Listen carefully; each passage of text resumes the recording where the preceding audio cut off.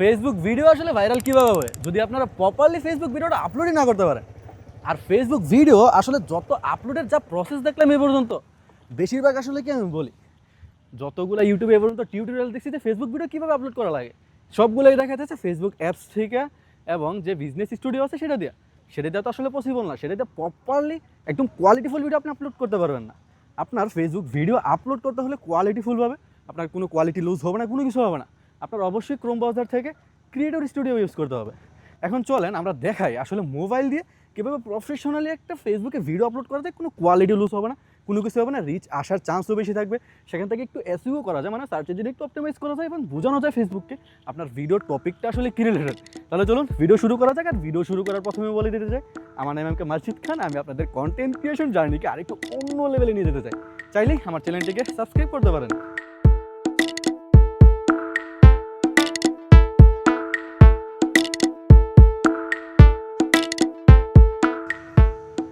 Mobile স্ক্রিনে আসার পর আমরা ক্রোম ব্রাউজারে চলে যাবো। আর ক্রোম ব্রাউজারে যাওয়ার পর আমরা সার্চ করবো ক্রিয়েটর স্টুডিও।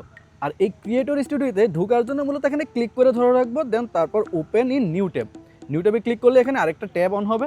এখন এই ট্যাবে যদি আমরা প্রবেশ করি, এই যে দেখাই, এই যে ট্যাবে আসার পর এখানে আমাদের যে ফেসবুক অ্যাকাউন্টটা থাকবে সেটা জাস্ট লগ ইন করে নিলেই হবে। আমি লগ ইন করে নিছি আগেই, মানে জাস্ট পাসওয়ার্ড অ্যান্ড আইডিটা দিয়ে আপনি লগ ইন করে নেবেন, যেভাবে লগ ইন করতে পারেন। দেন তারপর এখানে ক্রিয়েট পোস্ট, দেন তারপর এভরিথিং যা যা আছে, মানে একটা কম্পিউটার অথবা ল্যাপটপ থেকে যেভাবে আপনার আইডিটাকে কন্ট্রোল করতে পারবেন ঠিক সেম পরিমাণে ফিচারগুলো এখানে পাবেন। আর বলে রাখা ভালো, এখানে অবশ্যই এই যে ডান সাইডের 3 ডট আছে, এখান থেকে এই যে ডেস্কটপ সাইট এটা অন রাখতে হবে। এটা যদি অন রাখেন তখনই মূলত আপনি এই সব ফাংশনগুলো ইউজ করতে পারবেন, মানে এরকম টাইপের দেখাবে বিষয়টাকে, বুঝতে পারছেন? এই যে এখন যদি আমরা ক্রিয়েট পোস্টে ক্লিক করি, পোস্ট করার জন্য এখানে ক্রিয়েট পোস্টে ক্লিক করলাম। ক্রিয়েট পোস্টে ক্লিক করার পর আমাদের সামনে ঠিক এরকম একটা ইন্টারফেস আসবে। এখন এখান থেকে জাস্ট আমি এই যে দেখাই অ্যাড ফটোস অ্যান্ড ভিডিও, এখান থেকে আমি জাস্ট আমার ভিডিওটা সিলেক্ট করে নিলাম। ভিডিও সিলেক্ট করে দেখবো যে আমরা এই ভিডিওটা আপলোড করতে যাচ্ছি। এখন এখানে মূলত প্রসেসিং নেবে, অনেকক্ষণ প্রসেসিং নেবে। হয়তো আপনার ভিডিওর সাইজটা যদি একটু বড় হয় তখন মূলত হয়তো 4 মিনিট 5 মিনিট হয়তো এরকম লাগতে পারে প্রসেসিং নিতে। আমার ভিডিও সাইজ খুব বেশি বড় না, খুব ছোটো একটা ভিডিও সাইজ। এখন এই জন্য মূলত বেশি প্রসেসিং নেয় নাই। এখন এই প্রসেসিং নেওয়ার কারণটা কি জানেন? আপনার ভিডিও ঠিক যেই টাইপের কোয়ালিটি ঠিক সেই টাইপের কোয়ালিটিতেই এখানে আপলোড হবে। তার মানে কোয়ালিটি কোনোভাবেই লুজ হবে না। অনেকের কমপ্লেন থাকে না যে ভাই আমি তো ভিডিও করি এবং ভিডিও তো 4K-তে সেভ করি, কিন্তু আমি যখন আপলোড করি তখন ভিডিওর কোয়ালিটি ডাউন হয়ে যায়। আসলে আপনি তো আপলোড করেন ফেসবুক থেকে তো টোটালি যে সেম টাইপের কোয়ালিটি আপনি দিচ্ছেন সেই কোয়ালিটি আপলোড হয় না। এখন আপনি যদি 4K-তেই আপলোড করতে চান এবং সেই টাইপের কোয়ালিটি থাকবে আপনার ভিডিও আপলোড করার পরে, ঠিক এখান থেকে আপলোড করা লাগবে। আর সবাই মূলত যারা প্রফেশনাল কন্টেন্ট ক্রিয়েটর আছে বেশিরভাগ মানুষ এভাবে আপলোড করে, এবং আমি নিজেও আপলোড করি। এবং আমার আইডিগুলো তো মোটামুটি মিলিয়ন টাইপের লাখখানিকের উপরে ভিউজ আছে, যে ফেসবুকে আমার যে ব্লগগুলো বানাই আর কি, এলাকাভিত্তিক ব্যান, তারপর বিভিন্ন টপিকে। আচ্ছা, টপিকে ফিরে আসি আমরা। এখানে যে অপশনগুলো দেখতে পাবো, তারপরে এখান থেকে ওয়েট, আমরা জাস্ট এখান থেকে ফেসবুক যে প্রিভিউ সিস্টেমটা করে নিলাম। ওকে, এখানে করে নেওয়ার পর এই যে এখানে দেখতেছি আমরা ক্যাপশন দিতে পারি। আমরা যে কোনো টাইপের একটা ক্যাপশন দিতে পারি। অবশ্যই আপনার ভিডিও রিলেটেড হতে হবে, একদম রচনা লেখার দরকার নাই। সামারি টাইপের ছোট্ট একটা ক্যাপশন দিবেন, যেটা এক লাইনের ভিতরে আপনার বোঝাতে হবে যে আপনি এই ভিডিওর মাধ্যমে কী বোঝাতে চাচ্ছেন, জাস্ট এতটুকুই দিলে হবে। আর হ্যাশট্যাগের ব্যাপারে যদি আসি, তারপর এই যে আমরা জাস্ট এখানে লিখলাম যে একদিনে ঘুরে দেখলাম কুমিল্লা, তার মানে আমি কুমিল্লার মানুষ, তো এর জন্য ধরতে পারি যে এটা হয়তো আমার এটা টপিক। অ্যান্ড হ্যাশট্যাগে কী দিব? হ্যাশট্যাগে আমরা দিতে পারি এই যে হ্যাশট্যাগ কুমিল্লা দিতে পারি, হ্যাশট্যাগ CUMILLA কুমিল্লা। তারপর বাংলাতেও কুমিল্লা লিখতে পারি, কুমিল্লা লিখে নিলাম আমি, ওয়েট, কুমিল্লা। তারপর আরও 2-1টা চাইলে সেম টপিক রিলেটেড হ্যাশট্যাগ দিতে পারি, কিন্তু অবশ্যই 3 থেকে 4টার বেশি হ্যাশট্যাগ ইউজ করবে না। তাতে ফেসবুক কিন্তু এটাকে স্পাম হিসেবে ধরে না এবং সেই ভিডিওতে রিচ কমায় দেয়। আপনার অনেকগুলো হ্যাশট্যাগ দেওয়ার কোনো দরকার নেই। ওকে, এখন আসি আমরা থাম্বনেল কীভাবে বসাবো ভিডিওতে। এই যে এর নিচের অপশন যেটা আছে, আর এখানে কিন্তু এই যে লোকেশন আছে, লোকেশন যদি আপনি লোকেশন দিতে চান যে আপনার ভিডিওর মধ্যে লোকেশন এটা হবে, তাহলে দিতে পারেন। এখন আমরা আপলোড ইমেজে ক্লিক করলে, যে এই অপশনে ক্লিক করলে এখান থেকে আমরা থাম্বনেল দিতে পারবো। ওয়েট, এখন যদি এই যে আপলোড ইমেজে ক্লিক করি, আপলোড ইমেজের থেকে আমরা যে কোনো একটা থাম্বনেল আমরা আগে যেটা বানিয়ে নিব।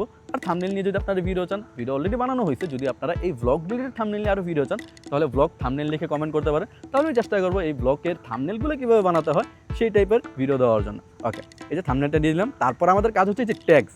এই যে দেখি ট্যাগ, এখানে আপনি চাইলে মোটামুটি 5-6টা বা এর বেশিও এখানে ট্যাগ দিতে পারেন। আর এটাতে কাজ হবে কি জানেন? এই যে যেমন লিখলাম কুমিল্লা ভ্লগ, এই যে কুমিল্লা ভ্লগ লিখলাম আমি এখানে। এখন এখানে কাজটাকে আমি বুঝাই। এই যে কুমিল্লা ভ্লগ লেখার পরে কেউ যদি এটা লিখে সার্চ করে, তখন এই সার্চ ইঞ্জিনের ভিতরে আপনি এটা শো করবে। এই যে এখানে কিন্তু আপনি কয়েকটা ট্যাগ দিতে পারবেন। এই দেখায় কুমিল্লা ভ্লগ দিলাম, তারপর কুমিল্লা দিলাম, ঠিক সিমিলার টাইপের আরও অনেকগুলো ট্যাগ আমরা দিতে পারি। এখন এখানে আপনি যতটুকু দিতে পারেন, এখানে আপনার বেশি দিয়ে ফেললে তখন ম্যাক্স দেখাবে, আপনি ততগুলোই দেবেন। মোটামুটি 7-8টার মতন দেওয়া যায় আর কি। তারপর নিচের অপশন আছে কোলাবরেশন। এই কোলাবরেশন আপনি যদি কারোর সাথে কোলাবরেট করে ভিডিও তৈরি করেন তখন এই কোলাবরেশন দিতে পারেন। যেমন আমি যদি আমার আইডিটা সার্চ করি এমকে মাসজিদ, এই যে এখানে দেখাচ্ছে, এখন এই কোলাবরেশনটা এখানে যাবে, মানে আমার সেম দুইটা আইডিতে একসাথে পোস্ট হবে আর কি ভিডিওটা, তখন রিচ আসার চান্স আরেকটু বেশি থাকে। এখন আপনার দরকার নেই, সবার দরকার নেই এইসব টাইপের জিনিসটা করার, আপনি চাইলে কোলাবরেশন কোনো কিছু নাও দিতে পারেন। ওকে, আমি ক্রস করে দিলাম যেহেতু আমি কোলাবরেট করে ভিডিওটা আপলোড করতে যাচ্ছি না। এই যে এখানে কিন্তু একটু জুম ইন জুম আউট করে তারপর আমি দেখাচ্ছি, কারণ এটা কিন্তু একটা যে ল্যাপটপ অথবা কম্পিউটার যে সাইজ থাকে না, ঠিক সেম সাইজের এখানে হয়ে গেছে। এর জন্য এখন যদি নেক্সটে ক্লিক করি, এখান থেকে দেখতে পারবো যদি আমাদের ভিডিওতে কোনো কপিরাইট থাকে। এই যে দেখেন এখানে নিচে কপিরাইট চেকিং হচ্ছে, এই কপিরাইট যদি থাকে আমরা আগে এখান থেকে চেক করে ফেলতে পারবো। যদি কপিরাইট থাকে আমরা এই জিনিসটা সংশোধন করে নেব, এবং এখানে দেখাবে যে আপনার কোন টাইপের কোন জায়গাটার ভিতরে কপিরাইটটা মূলত আছে।